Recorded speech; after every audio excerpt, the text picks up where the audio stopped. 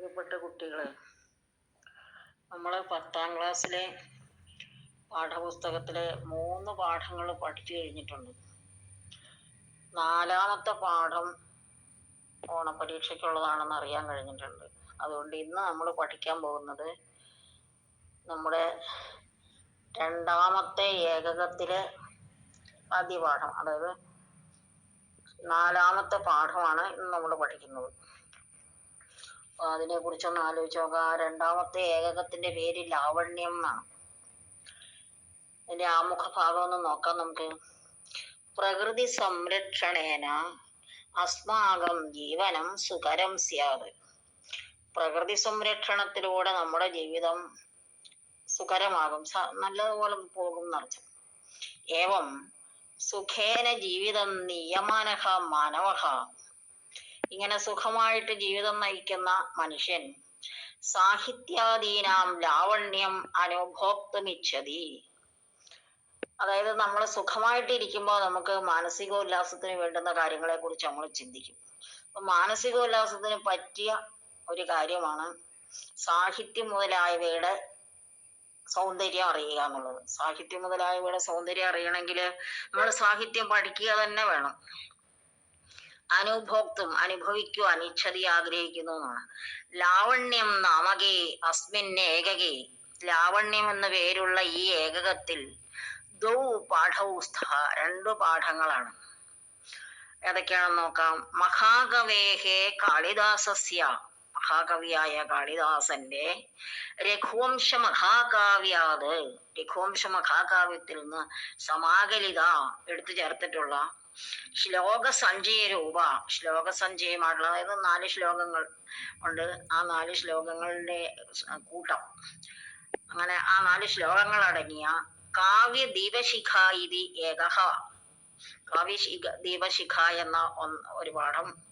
ഇനി കൈരളി ഹാസ്യ സാമ്രാജ. മലയാള ഭാഷയിലെ ഹാസ്യ സാമ്രാട്ടായിരുന്ന സഞ്ജയസ്യ ജീവനചരിത പ്രതിപാദക. ജീവചരിത്രത്തെ പ്രതിപാദിക്കുന്ന സഞ്ജയ ഉവാച ഇതി അപരഹ പാഠശ്ച. സഞ്ജയ ഉവാച എന്ന മറ്റൊരു പാഠവും. അങ്ങനെ 2 പാഠമാണ് ലാവണ്യം എന്ന 2ാമത്തെ ഏകകത്തിലെ പാഠങ്ങൾ. ലാവണ്യമിതി ഏകകസ്യ പഠനേന. ലാവണ്യം എന്ന ഈ ഏകകത്തിന്റെ പഠനത്തിലൂടെ, ഏകകത്തിലുള്ള 2 പാഠങ്ങൾ പഠിക്കുന്നതിലൂടെ സാഹിത്യ സൗന്ദര്യ അനുഭവേ, സാഹിത്യ സൗന്ദര്യം അനുഭവിക്കുന്ന കാര്യത്തിൽ കുതുകിനഹസ്യാമ. കുതുകികളായി തീരും നമ്മൾ. കുതുകികളായി തീരട്ടെ. നമുക്ക് സാഹിത്യത്തോട് താല്പര്യം ഉണ്ടാകത്തക്ക രീതിയിലാണ് ഈ 2 പാഠങ്ങളും വെച്ചിരിക്കുന്നതെന്ന് അർത്ഥം. അതായത് മനുഷ്യനിപ്പോൾ അരോഗദൃഷഗാത്രനായി നല്ല ഭക്ഷണം കഴിച്ചു, നല്ല വസ്ത്രം ധരിച്ചു, അങ്ങനെ ഇരിക്കുമ്പോഴും മനുഷ്യർക്ക് മാനസികോല്ലാസത്തിന് വേണ്ടുന്ന പാഠങ്ങളെന്നല്ല, മാനസികോല്ലാസത്തിന് വേണ്ടുന്ന ഉപാധികൾ നമുക്ക് ആവശ്യമുണ്ട്. അപ്പൊ അങ്ങനെ ഒരു മാനസികോല്ലാസം നേടാനുള്ള ഉപാധി സാഹിത്യമാണെന്നുള്ളൊരു ധാരണയിലേക്ക് എത്തിച്ചേർന്ന് പിന്നീട് സാഹിത്യം പഠിക്കാനുള്ള ഒരു ആഗ്രഹം മനസ്സിലുണ്ടാകുന്നതിന് വേണ്ടിയിട്ടാണ് നമുക്ക് കാവ്യദീപശിഖ എന്ന പാഠം പഠിക്കാനുള്ളത്. കാവ്യദീപശിഖയിലെ കാളിദാസന്റെ രഘുവംശ മഹാകാവ്യത്തിലെ ശ്ലോകങ്ങളാണ് തന്നിരിക്കുന്നത്. രഘുവംശ മഹാകാവ്യത്തിലെ ശ്ലോകങ്ങള് 1, 2, 3, 4 ശ്ലോകങ്ങളാണ് നിങ്ങൾക്ക് പഠിക്കാനുള്ളത്. ഇന്ദുമതി സ്വയംവരമാണ് സന്ദർഭം. ഇതിപ്പോ നമ്മൾ പാഠത്തിലേക്ക് കടക്കുമ്പോൾ നിങ്ങൾക്ക് മനസ്സിലാകും. നോക്കാം. ചതുർത്ഥ പാഠ കാവ്യദീപശിഖ. ഈ ദീപശിഖ എന്ന് പറഞ്ഞാൽ നിങ്ങൾക്ക് അറിയായിരിക്കും. ദീപശിഖ നിങ്ങൾ കണ്ടിട്ടുണ്ടാവും. ഈ സമരമൊക്കെ ചെയ്യുന്ന ആളുകൾ ദീപശിഖ കയ്യിലേന്തിയിട്ടുണ്ടാവും. ഈ ദീപശിഖ എന്ന് പറഞ്ഞാല് ഒരു വലിയ വടിയുടെ മുകളിൽ കുറച്ച് തുണി ചുറ്റിട്ട് അത് എണ്ണയിൽ മുക്കിയിട്ട് അത് കത്തിക്കുക. അത് അങ്ങനെയാണ് ദീപശിഖ ഉണ്ടാക്കുന്നത്. ദീപയഷ്ടി എന്ന് അതിന് മറ്റൊരു പേരുണ്ട്. ആ ദീപയഷ്ടി എന്ന സംസ്കൃത വാക്ക് ചുരുങ്ങിയിട്ടാണ് ദീവട്ടി എന്നായിരിക്കുന്നത്. രാത്രിയിൽ സഞ്ചരിക്കുന്ന ആളുകൾക്ക് പണ്ടത്തെ കാലത്ത് ഇലക്ട്രിസിറ്റി ഒന്നും ഇല്ലാത്ത കാലത്ത് ഇരുട്ടിൽ സഞ്ചരിക്കുവാനായിട്ട് ഈ ദീപയഷ്ടി കയ്യിൽ പിടിക്കുമായിരുന്നു. അതാണ് നമ്മൾ മലയാളത്തിൽ പറയുന്ന ദീവട്ടി. ദീപയഷ്ടി എന്നുള്ളതിന്റെ തത്സമമായ രൂപം തന്നെയാണ്. അത് ഉച്ചാരണത്തിലൂടെ ദീവട്ടി എന്നായി എന്ന് മാത്രമേ ഉള്ളൂ. അതില് ഈ ദീവട്ടിക്ക് ഒരു പ്രാകൃത രൂപവും കൂടെ ഉണ്ട്. ദീവട്ടി ഉണ്ടാക്കാൻ ഇച്ചിരി എണ്ണയും അങ്ങനെയുള്ള സാധനങ്ങളൊക്കെ വേണമല്ലോ. പക്ഷെ പണ്ടത്തെ ആളുകൾ ഗ്രാമീണർ ഉപയോഗിച്ചിരുന്ന ഒരു സാധനം ഉണ്ടായിരുന്നു, ഒരു ചൂട്ട്. അതായത് തെങ്ങിന്റെ ഓല, ഉണങ്ങിയ ഓലകൾ വെട്ടിയിട്ട് അത് കെട്ടി, ചൂല് പോലെ കെട്ടി കെട്ടി കെട്ടി ഇങ്ങനെ വെച്ചിട്ട് അത് കത്തിച്ചുകൊണ്ടാണ് ഗ്രാമീണരായ ആളുകൾ പണ്ട് യാത്ര ചെയ്തിരുന്നത്. രാത്രിയിൽ യാത്ര ചെയ്ത കാര്യമാട്ടോ ഞാൻ പറഞ്ഞത്. അപ്പൊ ചൂട്ട് കണ്ടിട്ടില്ലാത്തവർക്ക് തീവട്ടിയുടെ രൂപം പോലെയൊക്കെ തന്നെ, പക്ഷെ എന്നാലും അത് ഓലയാണ് എന്ന് മാത്രം. തെങ്ങിന്റെ ഉണങ്ങിയ ഓലയാണ്, തെങ്ങോല ഉണങ്ങിയത് കൊണ്ടാണ് ചൂട്ടുണ്ടാക്കുന്നത്. ചിലപ്പോൾ നിങ്ങളുടെ വീട്ടിൽ ആർക്കെങ്കിലും ചൂട്ടിനെ കുറിച്ച് അറിയാമായിരിക്കും, അവരോട് ചോദിച്ച് മനസ്സിലാക്കാം. ദീവട്ടി, ദീവേഷ്ടി, ദീപശിഖ നിങ്ങൾ കണ്ടിട്ടും ഉണ്ടാവാം. ഓക്കെ. അപ്പോ ഈ കാവ്യ ദീപശിഖ എന്ന് പറഞ്ഞാല് കാവ്യമാകുന്ന ദീപശിഖ നമ്മുടെ മനസ്സിലേക്കും നമ്മുടെ ജീവിതത്തിലേക്കും വെളിച്ചം വീശുന്നതാണ് ഈ കാവ്യങ്ങള്. അതുകൊണ്ടാണ് കാവ്യ ദീപശിഖ എന്ന് പറഞ്ഞത്. ഇനി വെളിച്ചം വീശുന്നത് എങ്ങനെയാണെന്ന് നമുക്ക് നോക്കാം. പാഠപ്രവേശ മഹാകാവ്യാനാം പഠനേന, മഹാകാവ്യങ്ങൾ പഠിക്കുന്നതിലൂടെ പൗരാണികാനാം കവീനാം, പൗരാണികരായ കവികളുടെ കൽപ്പനാ ചാതുര്യം. കൽപ്പനാചാതുര്യം എന്ന് പറഞ്ഞാൽ സാങ്കല്പികമായിട്ട് ചില കാര്യങ്ങൾ പറയാനുള്ള മിടുക്ക്, അതാണ് കൽപ്പനാ ചാതുര്യം. തൽക്കാല സാമാജികാനാം വ്യവഹാരം ച, ആ കവികൾ ജീവിച്ചിരുന്ന കാലഘട്ടത്തിലെ മനുഷ്യരുടെ, സമൂഹത്തിലുള്ള ആളുകളുടെ വ്യവഹാരം ച, വ്യവഹാരത്തെ കുറിച്ച്, അവരുടെ പെരുമാറ്റ മര്യാദകളെ കുറിച്ചും അവരുടെ രീതികളെ കുറിച്ചും അവഗന്തും ശക്യതേ, അവഗന്തും മനസ്സിലാക്കുവാൻ. അവ എന്ന ഉപസർഗത്തിന്റെ കൂടെ ഗമധാതുവിന്റെ തുമന്നന്തം അവ്യയം, അവഗന്തും. അവഗന്തും ശക്യതയെ മനസ്സിലാക്കാൻ കഴിയും. കാവ്യം പഠിക്കുന്നതിലൂടെ ആ കാലഘട്ടത്തിലെ സാമൂഹിക ജീവിതത്തെ കുറിച്ച് അറിയാം. കവികളുടെ കൽപ്പനാചാതുര്യം, അതായത് ഒരു കാര്യത്തെ നടക്കാത്ത കാര്യമാണെങ്കിൽ പോലും സാങ്കല്പികമായിട്ട് എഴുതുന്ന ആളുകളുണ്ട്. നടന്ന കാര്യത്തെ വർണ്ണിക്കുമ്പോൾ അത് അലങ്കാരങ്ങളൊക്കെ ചേർത്ത് ഭംഗിയായിട്ട് അവതരിപ്പിക്കാനുള്ള കഴിവിനാണ് ഈ കൽപ്പനാചാതുര്യം എന്ന് പറയുന്നത്. അനേകേഷു മഹാകാവ്യേഷു സൽസ്വഭി, അനേകം മഹാകാവ്യങ്ങൾ ഉണ്ടെന്നിരിക്കലും, സൽസ്വഭി എന്ന് പറഞ്ഞാൽ ഉണ്ട് എന്ന അവസ്ഥയിലും, പഞ്ചമഹാകാവ്യാനി, 5 മഹാകാവ്യങ്ങൾ അതിപ്രസിദ്ധാനി ഭവന്തി, അങ്ങേറ്റം പ്രസിദ്ധങ്ങളാണ്. തേഷു അന്യതമമസ്തി, ആ പഞ്ചമഹാകാവ്യങ്ങളിൽ ഒന്നാണ് രഘുവംശം. തസ്മാത് സങ്കലിതാൻ ചതുരഹ ശ്ലോകാൻ, അതിൽ നിന്ന് എടുത്തു ചേർത്തിട്ടുള്ള ചതുരഹ ശ്ലോകാൻ, 4 ശ്ലോകങ്ങൾ അത്ര പരിചിനുമഹ, നമുക്കിവിടെ പരിചയപ്പെടാം. നമ്മൾ പരിചയപ്പെടാൻ പോകുന്നത് അതാണ്. ഈ ചതുരഹ ശ്ലോക എന്നുള്ള അതൊന്ന് പ്രത്യേകം ശ്രദ്ധിക്കേണ്ടതാണ്. ചത്വാരഹ എന്നുള്ള ചതുശബ്ദത്തിന്റെ 4 എന്ന അക്കത്തിന് വേണ്ടി നമ്മൾ ഉപയോഗിക്കുന്ന ചത്വാരഹ എന്നുള്ള പുല്ലിംഗ ശബ്ദത്തിന്റെ ദ്വിതീയ ബഹുവചനമാണ് ചതുരഹ എന്നുള്ളത്. ചതുരഹ, ഈ ചതുരഹ എന്നുള്ള വാക്കിന് സമർത്ഥൻ എന്നൊക്കെ അർത്ഥമുണ്ട് കേട്ടോ. പക്ഷെ ഇവിടെ സംഖ്യാശബ്ദമാണത്. 4 എന്നതിനുള്ള ചത്വാരഹ എന്നുള്ള ശബ്ദത്തിന്റെ ദ്വിതീയാണ് ചതുരഹ. ചതുരഹ ശ്ലോക എന്ന് പറയുമ്പോൾ 4 ശ്ലോകങ്ങളെ അത്ര പരിചിനുമഹ, ഇവിടെ നമുക്ക് പരിചയപ്പെടാം. അപ്പൊ നമ്മൾ പറഞ്ഞുപോയ പഞ്ചമഹാകാവ്യങ്ങൾ ഏതാണെന്നും കൂടെ ഇപ്പൊ ഒന്ന് പറയാം. പഞ്ചമഹാകാവ്യങ്ങൾ എന്ന് പറഞ്ഞാൽ 5 മഹാകാവ്യങ്ങൾ. ഒരുപാട് മഹാകാവ്യങ്ങൾ സംസ്കൃത സാഹിത്യത്തിലുണ്ട്. പക്ഷെ 5 എണ്ണം വളരെ പ്രസിദ്ധമാണ്. ആ 5 എണ്ണം എന്ന് പറയുന്നത് കാളിദാസ മഹാകവിയുടെ രഘുവംശവും കുമാരസംഭവവും, അല്ലെങ്കിൽ കുമാരസംഭവം രഘുവംശവും എന്ന് പറയാം. കുമാരസംഭവം കുറച്ച് ലളിതമാണ്, രഘുവംശം കുറച്ചുകൂടി ഗഹനമാണെന്ന് വേണമെങ്കിൽ പറയാം. പിന്നെ മാഘമഹാകവിയുടെ ശിശുപാലവധം, നിങ്ങളിത് ചിലപ്പം 9ാം ക്ലാസ്സിലോ 8ാം ക്ലാസ്സിലോ ഒക്കെ കേട്ടിട്ടുള്ള സാധ്യതയുള്ളതാണ്. പഞ്ചമഹാകാവ്യങ്ങളെ കുറിച്ച് നിങ്ങളുടെ അധ്യാപകർ പറഞ്ഞു തന്നിട്ടുണ്ടാവാം. അപ്പൊ മാഘൻ എന്ന മഹാകവിയുടെ ശിശുപാലവധം എന്ന കാവ്യം, അപ്പൊ 3 പിന്നെ ഭാരവി എന്ന് പറയുന്ന ഒരു പ്രശസ്തനായ കവി ഉണ്ടായിരുന്നു. വളരെ അർത്ഥഗൗരവമുള്ള കാവ്യങ്ങൾ എഴുതിയ, കാവ്യമല്ല മഹാകാവ്യം എഴുതിയ ഭാരവി, അദ്ദേഹത്തിന്റെ കൃതിയുടെ പേരാണ് കിരാതാർജുനീയം. അപ്പൊ 4. ഇനി ശ്രീഹർഷൻ എന്ന കവിയുടെ നൈഷധീയ ചരിതം, നളന്റെയും ദമയന്തിയുടെയും കഥ വിവരിച്ചുകൊണ്ടുള്ളത്. അപ്പൊ അങ്ങനെ 5 മഹാകാവ്യങ്ങളാണ് പഞ്ചമഹാകാവ്യങ്ങൾ എന്ന് പ്രശസ്തമായിട്ട് ഇരിക്കുന്നത്. അപ്പൊ നമുക്കിനി അതിനെക്കുറിച്ച് നോക്കാം.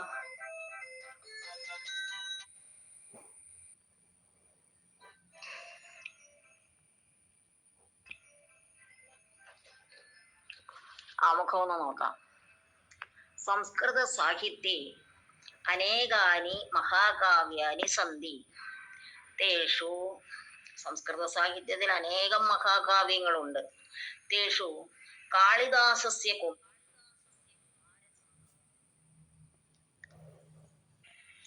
കാളിദാസന്റെ കുമാരസംഭവം, രഘുവംശം, ഭാരവേഹേ കിരാതാർജുനീയം, ഭാരവിയുടെ കിരാതാർജുനീയം, മാഘസ്യ ശിശുപാലവധം, മാഘമഹാകവിയുടെ ശിശുപാലവധം, ശ്രീഹർഷസ്യ നൈഷധീയചരിതം, ശ്രീഹർഷന്റെ നൈഷധീയചരിതം നൈഷധീയചരിതവും, പഞ്ചമഹാകാവ്യാനീതി പ്രഥിതാനി, പഞ്ചമഹാകാവ്യങ്ങളെന്ന് പ്രഥിതാനി പ്രസിദ്ധങ്ങളാണ്.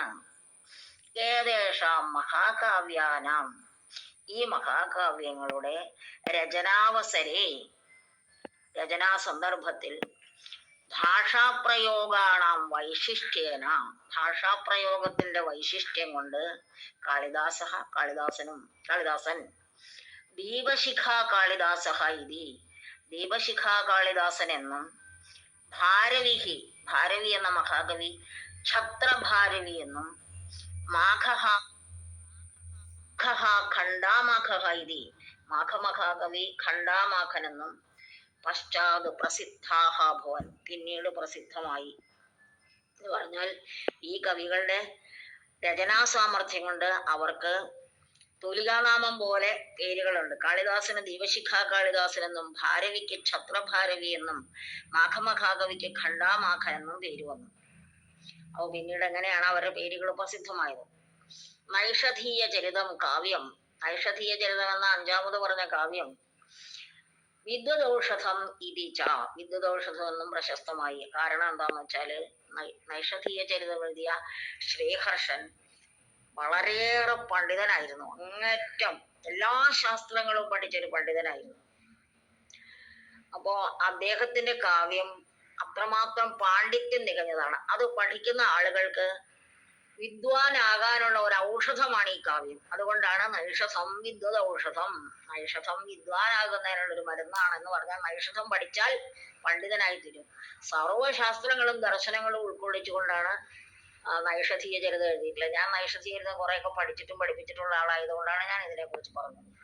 തർക്കം മുതലായിട്ടുള്ള അതിഗഹനങ്ങളായിട്ടുള്ള ശാസ്ത്രങ്ങള്, ന്യായശാസ്ത്രം, തർക്കശാസ്ത്രം, പിന്നെ വൈശേഷിക ശാസ്ത്രം, അങ്ങനെയുള്ള ദർശനങ്ങളെ മുഴുവനും വേദാന്തം ഒക്കെ ഉൾക്കൊള്ളിച്ചുകൊണ്ടാണ് കാവ്യം എഴുതിയിട്ടുള്ളത്. എന്ന് പറഞ്ഞാൽ ഓരോ പദ്യങ്ങളിലും ഏതെങ്കിലും ഒരു ശാസ്ത്രം, ഒരു ദർശനം ഉൾക്കൊണ്ടിട്ടുണ്ടോ, വ്യാകരണ ശാസ്ത്രം എല്ലാം. കാരണം ശ്രീഹർഷൻ അത്രയേറെ പണ്ഡിതനായിരുന്നു. അദ്ദേഹത്തിന്റെ അച്ഛൻ ഒരു മഹാപണ്ഡിതനായിരുന്നു, ശ്രീഹീര പണ്ഡിതൻ എന്നായിരുന്നു അദ്ദേഹത്തിന്റെ അച്ഛന്റെ പേര്.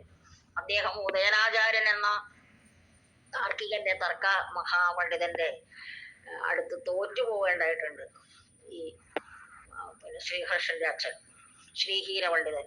അപ്പൊ തോറ്റുപോയപ്പോ ഈ ആദ്യമായിട്ടുള്ള തോൽവിയാണ്. ശ്രീഹീര പണ്ഡിതനെ ആരും അന്നുവരെ തോൽപ്പിച്ചിട്ടില്ല. ഉദയനാചാര്യൻ എന്ന ന്യായശാസ്ത്ര പണ്ഡിതനാണ് അദ്ദേഹത്തെ തോൽപ്പിച്ചത്.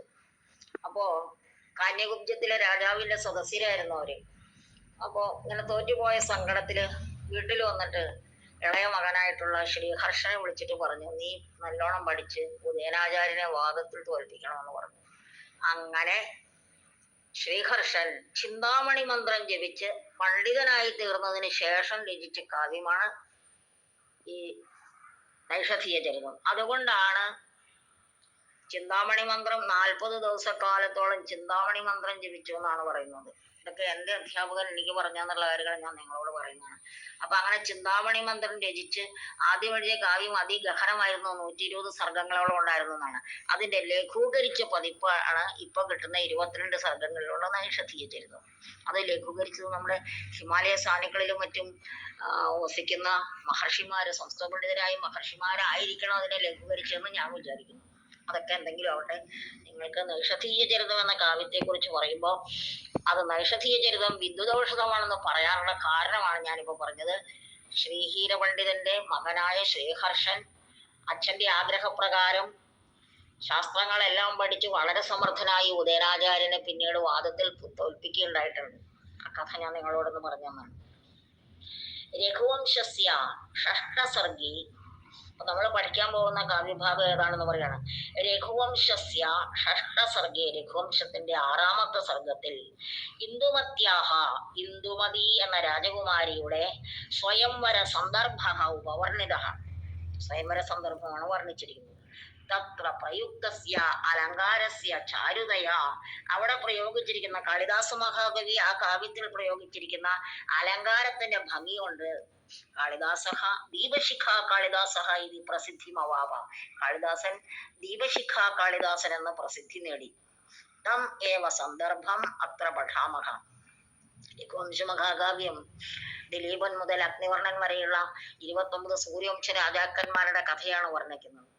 അതിലിപ്പോ ദിലീപൻ, അദ്ദേഹത്തിന്റെ മകൻ, അദ്ദേഹത്തിന്റെ പുത്രൻ രഘുമഹാരാജാവ്, പിന്നെ അജൻ, അങ്ങനെയുള്ളവർ, അങ്ങനെ പട്ടികയുണ്ട്, രഘുവംശ രാജാക്കന്മാരുടെ പട്ടികയുണ്ട്. അതില് അജകുമാരനാണ് ഇന്ദുമതിയെ വിവാഹം ചെയ്യാൻ പോകുന്നത്. ആ വിവാഹ സന്ദർഭം രഘുവംശത്തിന്റെ 6ാമത്തെ സർഗത്തിലുണ്ട്.